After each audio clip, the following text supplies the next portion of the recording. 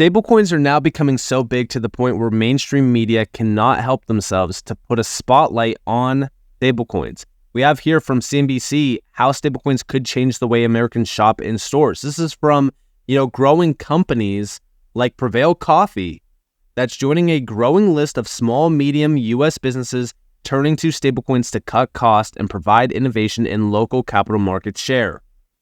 When we think about this, right, this is exactly what crypto was made for, to cut costs, to make sure that, we can see the efficiencies of this technology in real time. These companies are doing this with stablecoins, which is essentially the same thing, right? A lot of people always say, oh, well, it's stablecoin, so the networks don't matter. It's not going to be good for the space. Any network that these stablecoins are moving over is going to significantly impact the value of the underlying gas token, because the gas token is utilized to settle those transactions anyways on that network. So when we are looking at stablecoins and stablecoin adoption, it's heating up. It's heating up in a big way, and this is very exciting. It feels as if we're at that point where stablecoins are becoming the social media, that big thing, if you will, for like the internet, right? Like social media for the internet was massive. In fact, it created that mass adoption layer. It brought in so many new users, and from that point on, it just continued to grow. And with crypto, I feel like stablecoins could be that social media thing, where stablecoins bring in so many big users, and the users aren't retail, by the way. Like, these are enterprise companies, institutional players, even SMEs, and all of that's going to lead to retail essentially being onboarded, and mass adoption is going to just accelerate from that point on. This is very exciting to see, especially at a time where, if we're looking at other mainstream media outlets like Bloomberg, and I know that I'm not subscribed, so you can't really see this, but this is stablecoins make banking narrower. Like, we are now witnessing these major outlets talking about stablecoins in a big way, and how they are essentially, making businesses operate more efficiently, changing the way that banking works, changing the way that finance itself works. Like, this is a huge moment. And then also, the UK Central Bank, Bank of England, their governor said that stablecoins could reduce reliance on banks. And hey, no kidding, right? Why would I want to utilize a bank when I can send stablecoin transactions across the world at a fraction of a penny, no matter the amount?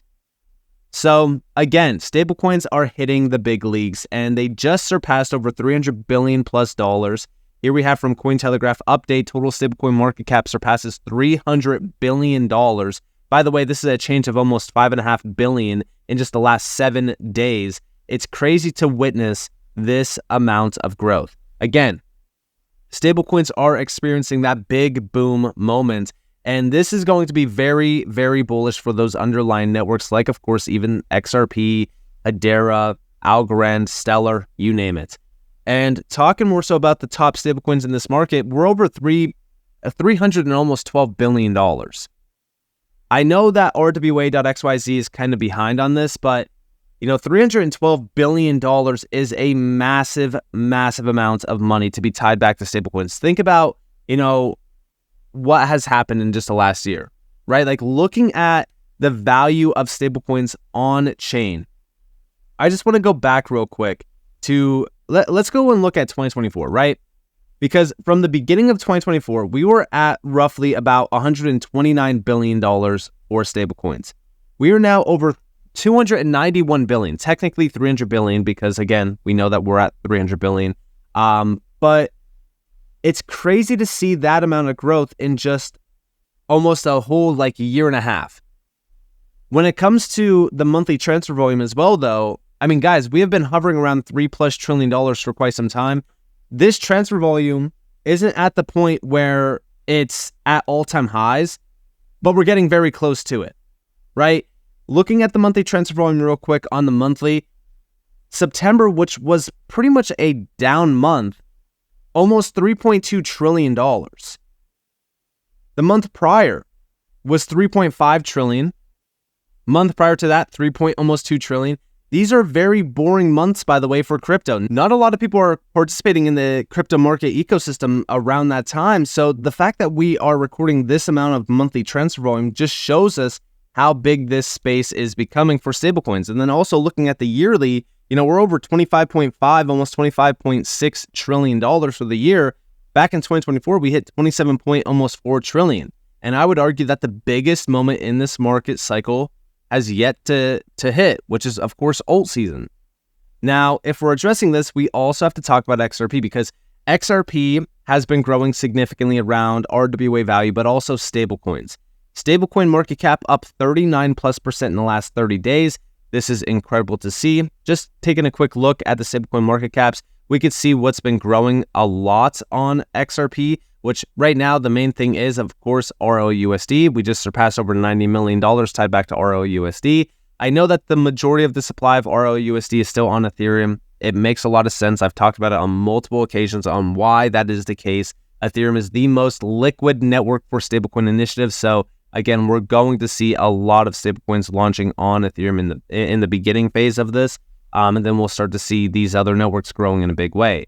But taking a quick look at RLUSD, we're up about 11.2% in the last 30 days, over $789 million worth of RLUSD out there. And then also monthly transfer volume. This is the biggest one, right? Up about 53+% in the last 30 days, almost $5 billion tied back to RLUSD. This is very, very exciting to see. This is telling us that RLUSD is getting adopted in a big, big way. Now, one thing that I recently saw on my X timeline was Monica Long, the president of Ripple. She put out this post, and it was regarding stablecoins. Stablecoin payments are all over banks and payment companies' earnings calls and crypto Twitter. What gives? Payments is finally getting the full embrace from both TradFi and DeFi as a killer use case for blockchain. Trend number 1, stablecoin flurry. Do we need 100 USD stablecoins? Many lack a clear use case and appear driven by FOMO. Reminds me of the NFT fever of 2020 into 2021. Some have real use cases like interbank payments or customer loyalty. For some issuers, managing their own reserves or owning the brand may, be important. For others, issuing their own stablecoin isn't worth the burden of managing the asset, regulatory compliance, and building liquidity and distribution. It's an expensive undertaking. Trend number 2, stablecoin payment network pop-ups, some with brand name partners. Don't be fooled. Before you sign on, ask how onboarding fees and reconciliation work. If the network provider is unlicensed, they've daisy-chained partners together, so you still have the headaches of correspondent banking, but hey, on a blockchain. Trend number 3, build your own blockchain. True, payments require certain features and functionality, but there are public layer 1 and layer 2 chains that serve payments, well, like XRP Ledger.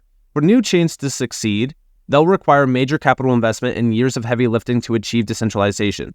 Build sufficient liquidity and develop the infrastructure to work for payments. And yeah, listen, when we think about what's happening here, the problem with stablecoins is that we already have working stablecoins. We already have a stablecoin in front of us, RLUSD, for example, that is fully transparent, that has fully, a full backing of everything you possibly need when it comes to payments or payment use cases. We're starting to see more and more of these players launch these stablecoin initiatives or launch stablecoins or build out these networks with stablecoins. But just like Monica Long is saying here, we have all of these network providers that are unlicensed. They have all of these partners that they've, added together. But again, what problem is this solving? It's just a big headache on chain. This is why we focus on what Ripple is doing with RLUSD. When it comes to RLUSD, we're already witnessing significant adoption. This was one of many announcements this year, right? This just got re-announced by Ripple on October 1st. This was saving and sending money across Africa shouldn't be expensive or slow. Our USD-backed stablecoin RLUSD is changing that. Through partnerships with ChipperCash app, Valor.com, and Yellow Card app, we are reducing costs, boosting speed, and delivering reliable access to individuals and businesses across the continent. Learn how stablecoins are transforming financial services across Africa. Now, when we look into this, we have RLUSD in Africa, a new chapter for stablecoins and financial inclusion. And listen, this is a new chapter for stablecoins, but also even financial inclusion. But it's also a new chapter for finance as a whole. Looking at the first major thing here, they're putting a spotlight on one of the biggest issues that plagues cross-border payments, which is an overseas worker loses nearly 10% of every remittance to fees before it reaches their family. A shopkeeper saves in local currency only to see inflation erase months of earnings overnight. High costs, slow speeds, and limited access define the current financial system, making it difficult for individuals and businesses to save, send payments, or plan securely for the future. For the 41% of Africans without a bank account, the challenges are even greater. Cash is often the only option, forcing long trips to transfer agents, the burden of carrying physical notes, and exposure to theft or loss. Yet Africa is also a frontier for financial innovation and inclusion. From mobile money adoption to crypto-powered payment rails, the region has long shown how technology can leapfrog traditional barriers and deliver tangible benefits. This is the promise of the stablecoin, a stable, secure alternative to the volatility of local currencies and the friction of traditional finance. Now, a new chapter is beginning. Ripple's USD-backed stablecoin RLUSD is officially arriving in Africa. And the best part about this, right, is that RLUSD is not just in Africa. It's in the US. It's going to be announced in Japan in 2026. RLUSD is starting to really get adopted globally. And it's essentially, in my opinion, going to grow rapidly during that time as well. It's going to be launching into probably the top 5. If not, it's probably going to move up into like the top 3 stablecoins simply because of the adoption heating up around RLUSD. We could see the speed, the affordability, the accessibility being highlighted here around RLUSD in some of these specific areas, but also we look at the other use cases here. We look at the FX market, for an example, right? Like they even say like foreign exchange shortages and inflation pose even greater challenges because, again, the FX market is being disrupted by stablecoins. Almost every single financial market that you can think of is going to be disrupted by stablecoins. Stablecoins are the biggest thing right now around crypto. And when it comes to some of these companies like Ripple, you know, they've really put a big, they've put so much work into some of these initiatives. RLUSD, you know, I remember when it first got announced, everyone was so concerned about RLUSD, about how it's going to replace XRP and kill XRP. But think about what a stablecoin actually is and think about the use cases that a stablecoin, you know, enables. I think as more and more adoption happens around RLUSD and the more liquidity tied back to RLUSD, the larger the use cases we can target, aka the FX market, right? $7.5 trillion per day. We've talked about it on multiple occasions. That's a use case that we could target. Cross-border payments. All of a sudden, high value payments start to become a focus in the cross-border payment market because, again, you have a highly liquid stablecoin. Institutional DeFi initiatives. All of these use cases can now be targeted and they can be living on the XRP ledger. And we're already witnessing some big amounts of, you know, I would say moves happening around RLUSD. I mean, even if we go over here to Jack McDonald's recent post, again, this is CEO of Senator Custody, SVP of Stablecoins at Ripple. The August RLUSD monthly independent attestation is now live. By the way, this is the first report issued by Deloitte & Touche LLP. As RLUSD heads towards $800 million market cap, we are committed to holding RLUSD to the highest bar in regulatory compliance and transparency. Some highlights from another big month. RLUSD is officially listed on Bybit Spots from Bybit. RLUSD is now a key stablecoin off-ramp for BlackRock and VanEck tokenized fund. Also, DBS Bank and Franklin Templeton and Ripple have partnered to enable the first ever repo trade for a tokenized money market fund with RLUSD. And of course, we just talked about how RLUSD is available in Africa. And again, this is just 1 month. Like, think about how big RLUSD is going to be if we constantly see months like this. And again, knowing Ripple and knowing how big this space is now becoming in the institutional side of things, but also even the enterprise side of things, it kind of feels as if RLUSD is going to continue to accelerate more and more in terms of growth, adoption, and even use. This is something that every XRP holder should be paying attention to because although, yes, most of the supply of RLUSD is on Ethereum, that's happening now, right? Those bottlenecks around Ethereum will start to hit big once we start to see more and more of these stablecoin use cases heating up, like, for an example, payments at scale. And that's what's going to drive so much more adoption of these underlying networks like XRP, for an example.